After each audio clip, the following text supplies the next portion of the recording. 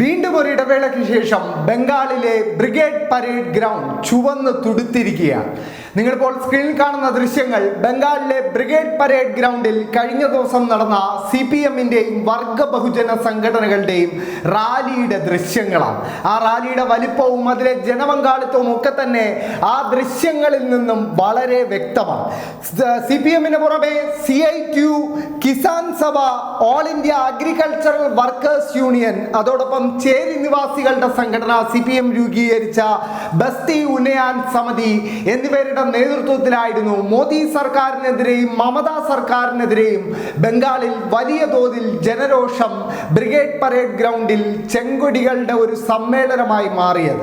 ആ 2011 അധികാരം നഷ്ടപ്പെട്ടതിന് ശേഷം CPM-നോ CPM-ന്റെ വർഗ ബഹുജന സംഘടനകൾക്കോ ഇങ്ങനെ ഒരു റാലി ബ്രിഗേഡ് പരേഡ് ഗ്രൗണ്ടിൽ ഇത്ര വലിയ ജനപങ്കാളിത്തത്തോടെ നടത്തുക ഏതാണ്ട് അസാധ്യമാണ് എന്നാണ് കരുതപ്പെട്ടിരുന്നതെങ്കിൽ ഇപ്പോൾ ആ അസാധ്യമെന്ന് കരുതപ്പെട്ടിരുന്നത് സാധ്യമാക്കി മാറ്റിയിരിക്കുകയാണ് CPM-ഉം അതിൻ്റെ വർഗ ബഹുജന സംഘടനകളും എന്ന് പറയേണ്ടിയിരിക്കുന്നു.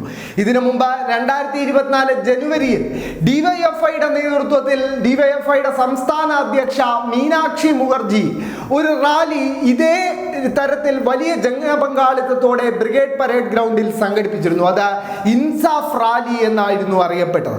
അതിനുശേഷം ഇതാദ്യമായാണ് CPM-ഉം അതിൻ്റെ വർഗ ബഹുജന സംഘടനകളും തീർത്ത് ബംഗാളിലെ ബ്രിഗേഡ് പരേഡ് ഗ്രൗണ്ടിൽ ഒരു ചുമന്ന സാഗരം തന്നെ തീർത്തിരിക്കുന്നത്.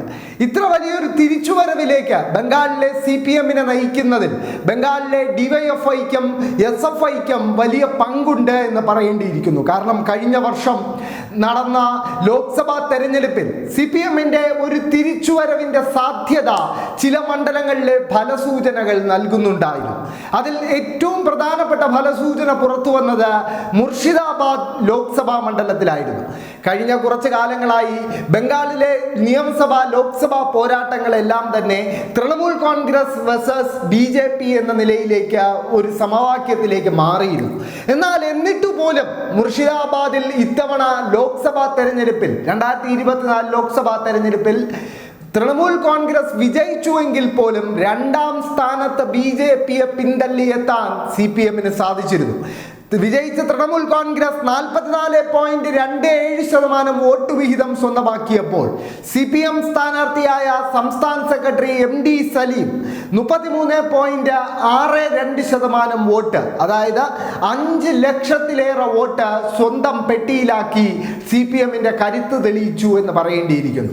CPM-ന് ഏറ്റവും വലിയ തിരിച്ചടി ഈ അടുത്ത് നേരിടേണ്ടി വന്നത് 2021 നിയമസഭാ തെരഞ്ഞെടുപ്പിലാണ്. വെറും 4.73% CPM-ന്റെ വോട്ട് വിഹിതം കുത്തനെ ഇടിഞ്ഞ തെരഞ്ഞെടുപ്പ്. ഇത്തവണ ലോക്സഭാ തെരഞ്ഞെടുപ്പിൽ നേരിയ പുരോഗതി അതിലുണ്ടാക്കാൻ CPM-ന് സാധിച്ചിട്ടുണ്ട്. 5.73% അത് ഉയർന്നിട്ടുണ്ട്. പക്ഷേ ഈ രണ്ട് തെരഞ്ഞെടുപ്പുകൾക്കും ഇടയിൽ 2023 തദ്ദേശ തെരഞ്ഞെടുപ്പ് എന്നൊരു തെരഞ്ഞെടുപ്പ് ബംഗാളിൽ അരങ്ങേറിയിരുന്നു. ആ തെരഞ്ഞെടുപ്പിലാണ് CPM ഏറ്റവും വലിയ ശക്തി പ്രകടനം കാഴ്ചവെച്ചത്. ഏകദേശം ഈ 25% വോട്ട് വിഹിതം CPM സ്വന്തമാക്കിയ ഒരു തെരഞ്ഞെടുപ്പായിരുന്നു അത്. തൃണമൂൽ കോൺഗ്രസ് 51% വോട്ട് വിഹിതം സ്വന്തമാക്കി ഒരു വലിയ വിജയം സ്വന്തമാക്കുമ്പോൾ പോലും BJP വെറും 14% ചുരുങ്ങുന്നതും CPM 25% കുതിക്കുന്നതും നമ്മൾ കണ്ടിരുന്നു. അതായത് ബംഗാളിൽ CPM-നെയും ഇടതുപക്ഷത്തെയും സ്വീകരിക്കാൻ ജനങ്ങൾ ഇപ്പോഴും തയ്യാറാണ് എന്ന് ആ തദ്ദേശ തെരഞ്ഞെടുപ്പിന്റെ ഫലം വ്യക്തമാക്കുന്നുണ്ട്. അതിനു പുറമെ DYFIയും SFIയും കുറച്ചു കാലമായി നടത്തി വരുന്ന പ്രവർത്തനങ്ങൾ ജനങ്ങളിലേക്ക് ഇറങ്ങിച്ചെന്നുകൊണ്ട് കോവിഡ് കാലത്തെ കമ്മ്യൂണിറ്റി കിച്ചൺ മുതൽ നിരവധി പ്രവർത്തനങ്ങളാണ് DYFIയുടെ നേതൃത്വത്തിലും SFIയുടെ നേതൃത്വത്തിലും അവിടെ അരങ്ങേറിക്കൊണ്ടിരിക്കുന്നത്. അതിൻ്റെ ഒരു ഫലമായി തന്നെയാണ് ഒരു തിരിച്ചുവരവിൻ്റെ സൂചന ബ്രിഗേഡ് പരേഡ് ഗ്രൗണ്ടിലെ ഈ വലിയ റാലിയിലൂടെ നൽകാൻ CPM-ന് സാധിച്ചത് എന്ന് വേണം മനസ്സിലാക്കാൻ. എന്തായാലും ഇടതുപക്ഷ പ്രവർത്തകർക്ക് ആവേശമായി മാറുകയാണ് ബംഗാളിലെ ഈ റാലിയുടെ ദൃശ്യങ്ങൾ എന്ന് പറയാതിരിക്കാൻ കഴിയില്ല.